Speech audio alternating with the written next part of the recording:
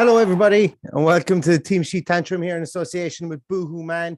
Teamsheet Tantrum takeover, should I say, part of and For the Love of Paul McGrath and the Villa View collaboration, as I say, in conjunction with Boohoo Man. Obviously, with Boohoo Man, you can get an extra 10% off all Boohoo Man menswear with the code Villa View. So don't forget to use that if it is something that you are looking to look for, or you're looking to look at, or you're looking to get, should I say, over the next few weeks or months. If I suppose really next few days, really, if you're looking to get some gear off them, go to Boohoo Man. 10% off all Boohoo Man menswear with the code Villa View. So obviously today, guys, we're coming to you as a Teamsheet Tantrum. It's going to be a tough one, I think, today against Leicester, and I want you guys to pop in your comments there, and we will see any of them as they pop up here. Hopefully we'll be able to see those messages and those comments as they do pop up. But pop them through here, and we will see if we can highlight them and show them here. So, we've got somebody in from South Korea. Good to see you, Scott. Great to have you on board. Tom Cowley is there as well. Tom, yeah, I just I picked this jacket up during the week. This is a lovely jacket from the Villa and Proud team, part of the Pride jacket, made by Kappa as well. It's a serious jacket, and they had a great range there. Hopefully there's more stuff like this coming out over the coming seasons as well, because it's a great initiative as well. Brian Hennessy, no negativity, please. Brian, do you not know me at this stage? I try my best to steer my whole life away from negativity, probably to my detriment, to be honest with you. I probably stay away from negativity as well. But as I say, we will go through the team. I don't know what way the team is going to look today. Hopefully it will be a team that we all can agree on. And as we say, we looked at some of the press conference stuff. I was with Dan last night. We spoke through some of the things that Stephen Gerrard went through. It looks like we're going to have, we're not going to have Bertrand Traore, we're not going to have Sanson, we're not going to have House, we're not going to have Digne. But I would imagine, he talks about a lot of changes, and I suppose we're going to see if we make those changes now today, or if maybe this isn't the game to do it. I do apologize. I got sunburnt this morning in Ireland, just to go completely off topic. And it's really distracting me as I'm seeing myself looking back on the screen here. I've got big sunburnt blotches underneath my eyes. So if anybody's wondering why I'm kind of stopping mid-sentence, it's really distracting me. I didn't even know until I looked until now. I started looking into the camera. So I do apologize. For my distracted start. So a couple of things coming in here, guys. Jar Dunleavy, good to have you, Jar. Jar says he sincerely hope Chambers, Nakamba, and Buendia start. I wouldn't be surprised to see all of them start. Absolutely. John Steele, his only superstition is that if I drink tea out of one particular Villa mug on match day, we lose. The missus brought tea up this morning, and it was in that mug. I'm sorry, divorce proceedings. That's what you got to do. You got to do what you got to do, John. You absolutely got to do what you got to do. Connor, good to see you, Connor. Connor's in from Brazil. Have we anyone else from any mad and wonderful countries? We've got Joe Keating. Joe Keating's here from Japan. So far, who do we have? We've got Japan, Brazil. There was someone earlier on. I can't scroll down that far. I'm not. I apologize. And I was really distracted when I was when I was doing my opening intro. So I do apologize there. Anything else that we have in the comment section there? From Prague, we've got people in there from Prague. We've got somebody in from an absolute banger of a spot, Newquay. We have Matthew Jennings in from Newquay. We've John Green, as I say, from Prague. We have Fred from Bahrain. David Miller is Ireland is mad and wonderful too. I absolutely agree. We've got I can't keep up with bringing them up on screen. We've got Midnight Mark from Penkridge. We've got Paddy. Wait a minute. I know that guy. Paddy's actually over at the game in Leicester, and as much and all as I tried to actually get him on today to come and share his musings, I just couldn't get it to work. I do apologize, but Paddy is here in the comments, so good to see that he's listening. We've got Paul Cox in Melbourne, Australia. We've got Jack Markey from Zimbabwe. We've got Delboy in London. We have Antoine in France. People's Republic of Crumlin. Darren's in.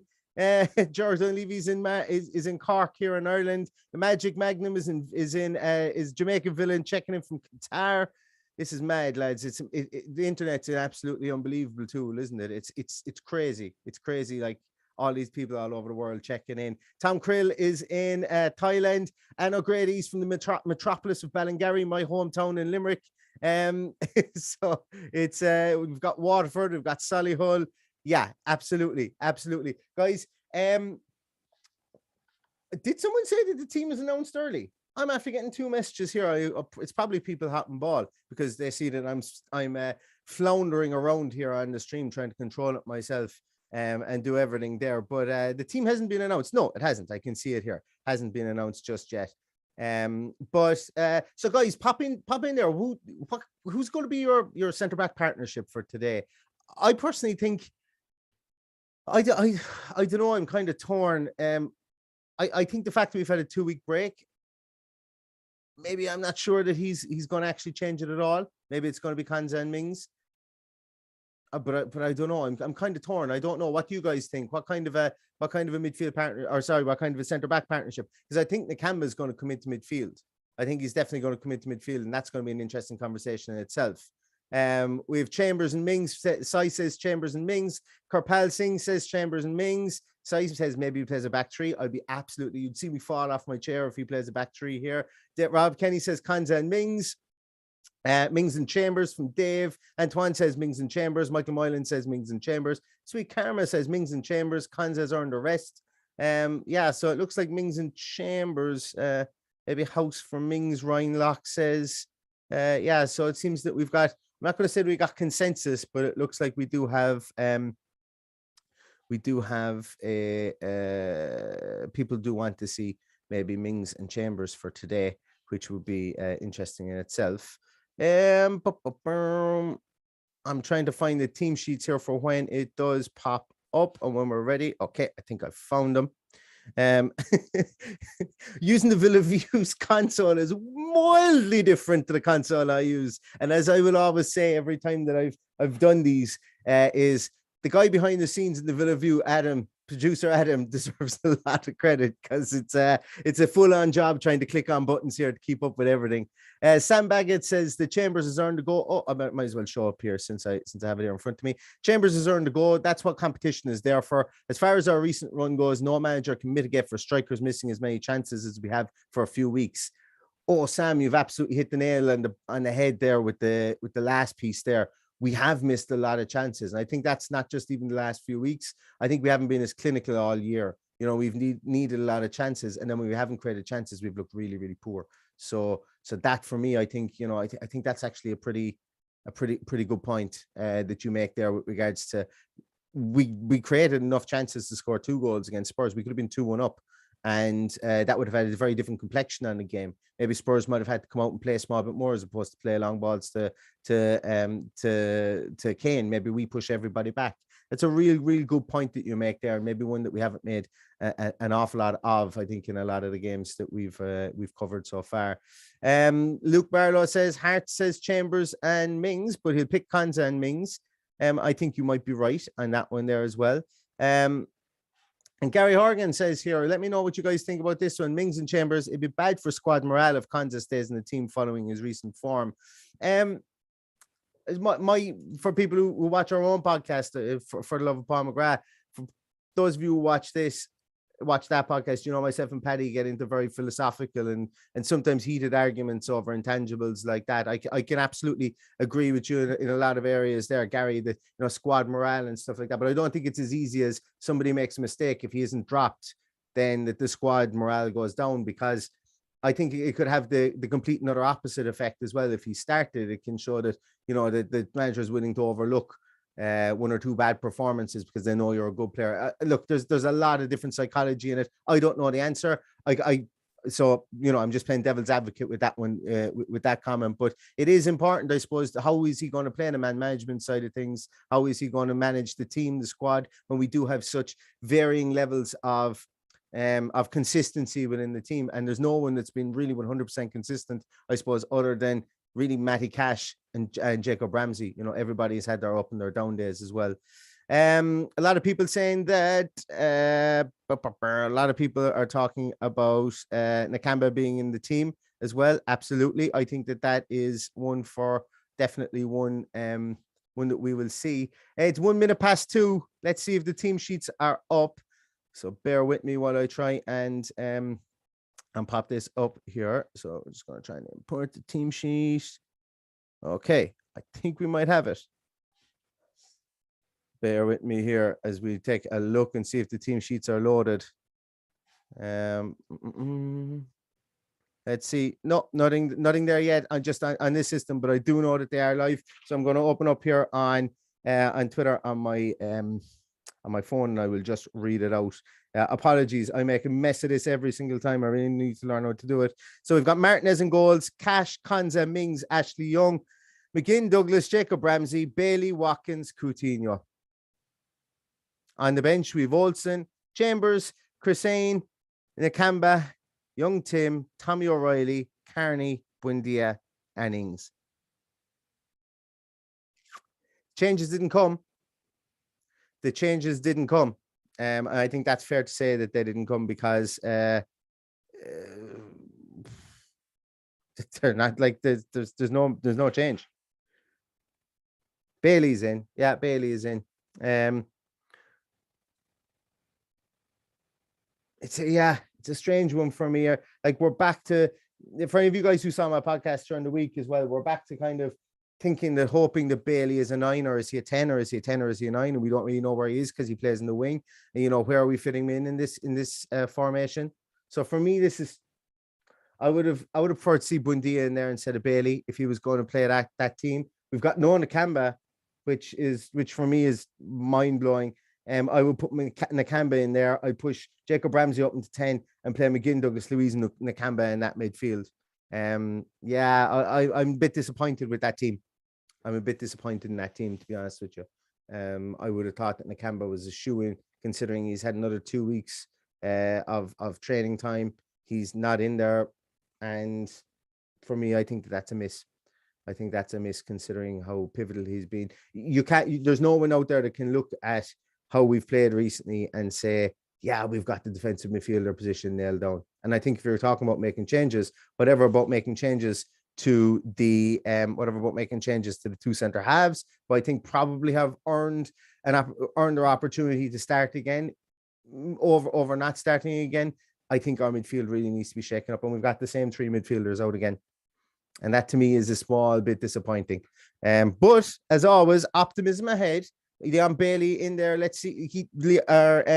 Stephen Gerrard did mention that we haven't been really getting a song out of the 3 players that came in to replace Jack Grealish. Leon Bailey was one of those. He's fit to play him again today. So, Leon Bailey, let's go and score 2 goals today, and let's prove what you're made of. I do have the team here again, so we can take a look at the Leicester team. So Leicester start with Kasper Schmeichel in goals. That's what the delay was here. Usually when we load it here, you have to wait for Leicester to name their team. So I'm going to blame this one on Leicester. So they go with Castagna, Seanchu, James Justin, and Fofana starts. We've got Nampalys Mendy and Tielemans holding in midfield with Madison, Dewsbury Hall, and Lookman behind Patson Daka. So for me, obviously, they've brought in Seanchu. They've taken out Evans. They've got their 2 fullbacks back in there again, but that's as strong a team as they could probably put out at the moment, Leicester, which I'm surprised about, considering they've played 7 games in the last 21 days, 6 of those being in the league. They've only won 1 league game of those 6 in the last 21 days. Granted, they have drawn an awful lot, but they lost on a last-minute goal they drew on a last-minute goal to Everton, lost on a last-minute goal to Newcastle, and they do have a tough UEFA night coming up against Jose Mourinho's Roma during the week. So for me, I think I'm actually quite taken aback at how strong they've gone there, and that they haven't shaken it up. I expected the likes of Chowdhury to come in, maybe a Martry, maybe they'd start with the Iheanacho as opposed to Daka up front, that kind of a thing. But there's no Harvey Barnes in there, which is a good thing for Aston Villa, because we all know how the Harvey Barnes likes to turn it on, and we're not very good against pace down the wings. So I'm delighted he's not there. But obviously, Dewsbury Hall, Madison, and Lookman are going to have to take a small bit of minding, and that's why I'm not happy that Nakamba isn't in there. So all in all, looking at the 2 teams together, our team isn't. I'm not really. I'm going to be honest. I'm not really a fan of our team. It's not often I come on here and say that in the team sheet tantrum. Look, it's essentially the team we've played all year. and we're hearing about changes. We're hearing about it's up to me to fix it and stuff like that. And yes, I'm completely aware that you can fix it through tactics. And that's what I'm hoping. And that's what I think actually needs to be done. But for me, if Nakamba is starting in midfield there, that to me signifies that we're changing both tactics and we're changing personnel for the better for me. So I'm a small bit, I'm a small bit between two stools and on our own team sheet there. Let's have a little look at some of the comments there from everybody. I think you guys are more or less on the same page. I was looking at a lot of them rattled through there. Rob Henry says that I'm going to back up my face there again because I love the look of myself. Rob Henry back up again says midfield will be key today. It's going to be even more key, I think, after seeing that team, because I think you just popped that up just before the team. Ad says it's the midfield, and even when defense makes mistakes, it's because we have a non-existent midfielder and our defense is set to be slaughtered.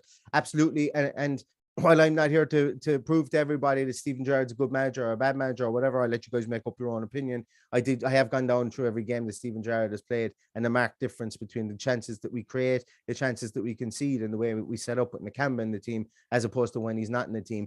When he's not in the team, we just don't play a defensive midfielder. So I think now my attitude to it is that Douglas Luiz may be deployed in the number 6 role, but certainly doesn't line up there throughout the course of the whole game. And that's not putting blame on Douglas Luiz. I don't know who's to blame for that, but based on the way that the game pans out, and also based on their average, the average heat maps, Douglas Luiz is much further forward than Nakamba, and I think it unbalances the team totally if we are playing a flat midfield. So that's just me as well.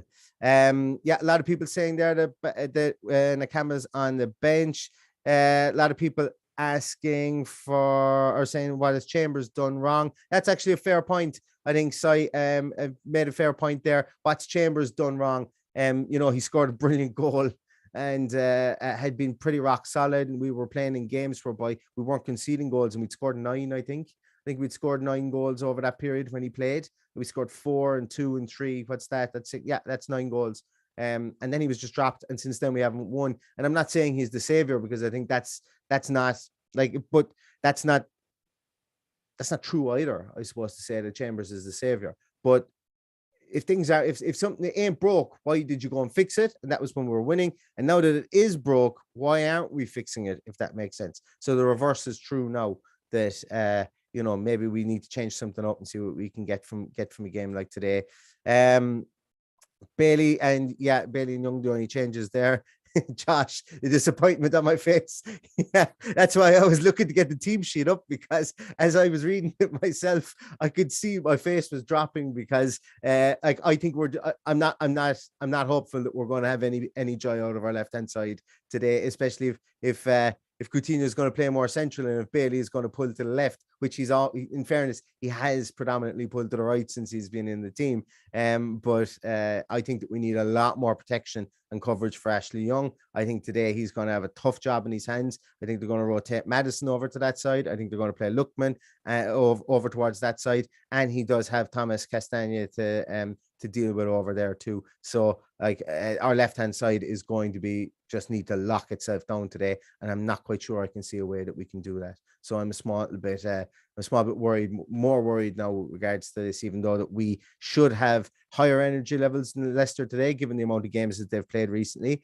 And we need another win to just pull ourselves out of that area. I don't think we're going to get relegated. I've said it before. I actually think it would be the collapse of all collapses, and it would lead to us having to lose all our games going forward for us to get relegated. But as we've seen, anything is possible, specifically with Newcastle. Newcastle are doing something, as I've said before, that will never be done in the Premier League again. There will never, ever, ever, ever, ever, ever, ever be a team on 5 points at that time of the season that will go away and win 9 games out of 13.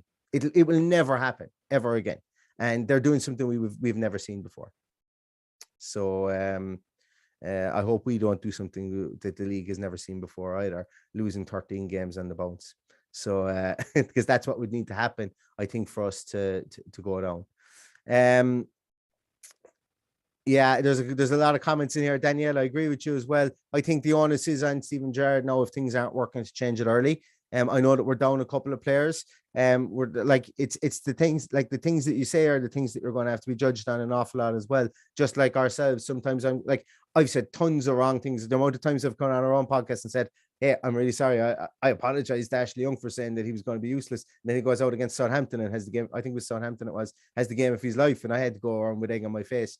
If you keep on saying things in press conferences that you're going to make changes, I would hope that we would make changes. Now, once again, I can understand why some changes weren't made, but I think there were other easy changes that were there that wouldn't have lessened the ability of our team and might have actually heightened the ability of the tactic that he wants to play, if that makes sense. So there's a lot of pressure on Leon Bailey today. Tons of pressure on Leon Bailey today because I know we're away from home, but if he doesn't have a good first 10, 15, 20 minutes, and if the team don't have a good first 10, 15, 20 minutes, I'll be deleting my Twitter app anyway, that's for sure, because it'll be pelters left, right, and center, and maybe rightly so, but I don't know. I'm not willing to cascade the team yet, because as I've said 1,000,001 times we've done these, and I've been completely wrong about the team. I've had a bad feeling, and then likewise I've had a good feeling about the team. I've had a good feeling about Bailey since he's come back from injury, and he's probably done diddly squat, to be honest with you. So he's going to prove me wrong, or prove me right, or prove me wrong at some stage. But hopefully today is the day. Lars 2326 asks, is it 4231? You know what? I didn't think about that.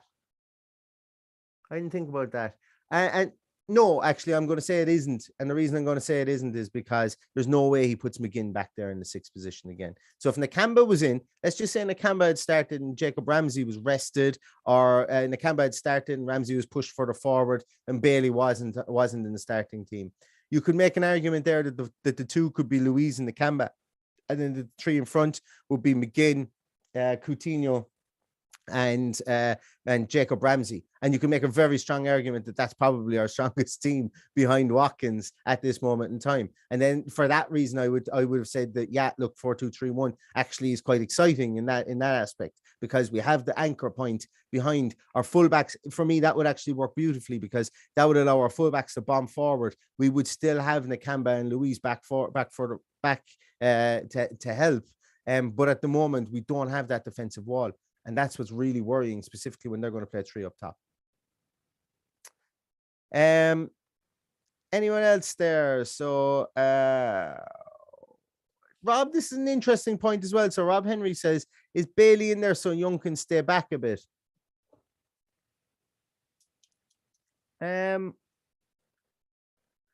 Oh God, I don't know. We'll know, I suppose, after 10 minutes. If we're going, we could potentially go with 5 in midfield today. We could go with 5 in midfield, or we could play a 4-4-1-1. You know, I'm not hopeful that we're going to play something like that, but like playing devil's advocate, we could do that, and that could make us a bit stronger in midfield.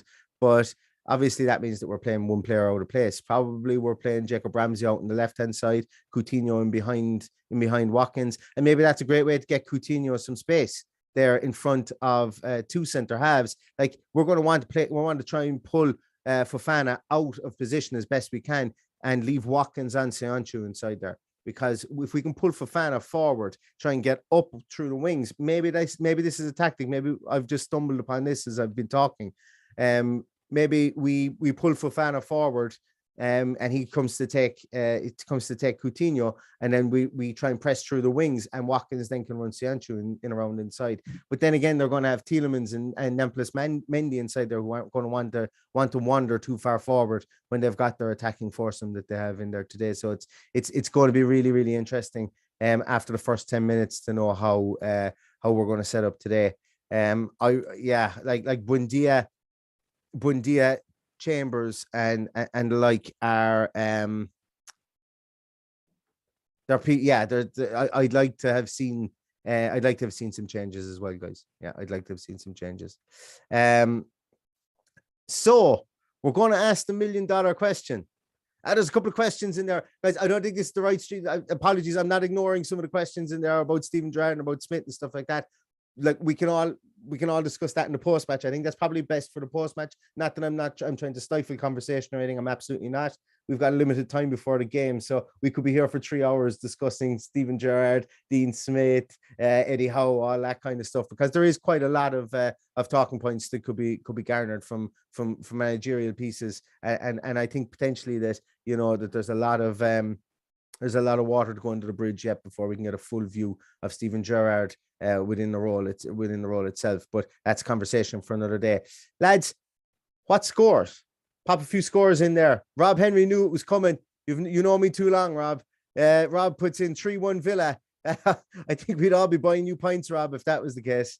2-2 Gav D says Watkins and Bailey to score. Anybody else got any comments in there? 3-1 Villa trailer, says Darren. 3-1 Leicester, says Lars. 1-1 says 1 each, says Matt Walton. 1-1 says Scott Little. 1-1. Oh wow, they're coming in thick and fast now. Nathan White says 1-1. 57-0 Villa. I'd like to know what the odds are on that. 56, but we'll take it. We'll absolutely take it. We've got 2-1 Villa from Corpel. We've got 2-1 from Billy Jones. That's the Villa. Kuhua Gaming. Yeah, Kuhua, I'm actually going. I know what you're talking about there. I'm going to the Limerick Hurling match later on, and I hope that is the score to Limerick later on. For all you UK fans, you're not going to know what that means whatsoever. Danielle says 3-2 to Leicester. Chris Hardy says, how can anyone see anything else? We're losing. I take a draw, says Sai, and I'm on the same boat as Sai. I take a draw as well, says Zach. 2-0 Foxes, says Chris. John J.R. McBride says optimism has taken a hit lately. Draw at best. Ken says 2-1 Villa. Luke says 2-1 to either team. Devin Miller says 1-1 and Schmeichel red card. I will tell you this much. Paddy Kelly is in attendance today. If Schmeichel gets a red card, I can guarantee you he will run onto the field and goad Schmeichel on his way off the field, because Paddy has it be in his bonnet about Schmeichel after the last game. So, Paddy, if you are listening, please don't do that. I need you back safe and sound. For sure. James Saunders says 2-0 Villa with Bailey and McGinn scoring. Libby Marr says 3-1 Villa. I like that one. George Harrison says 1-1. David Owen says 1-0 to Villa. Coutinho to score and give a masterclass today.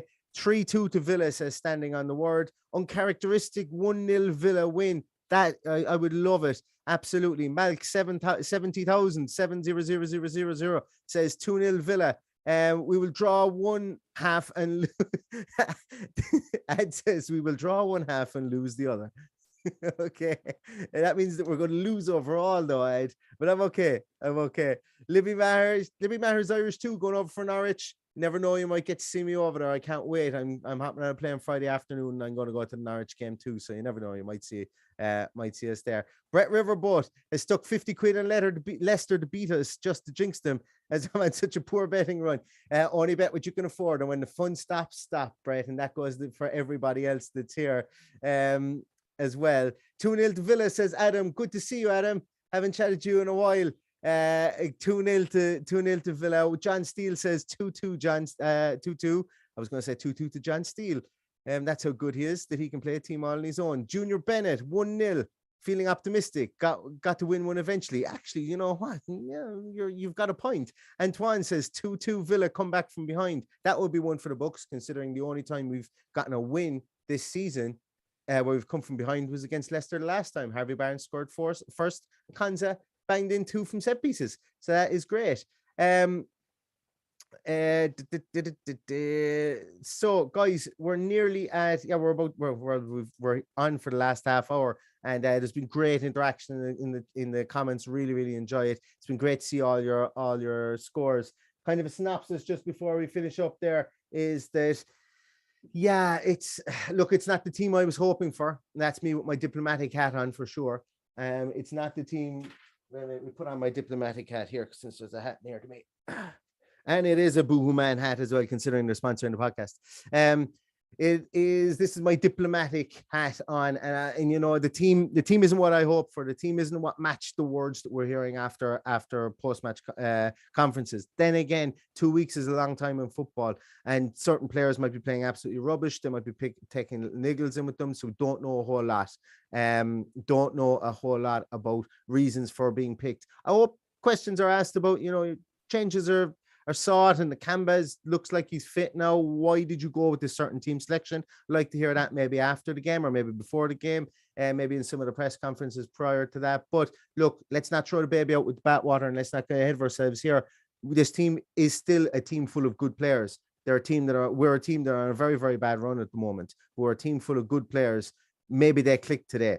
That's the optimism I'm coming with today. And I know some of you won't share it, but I don't know.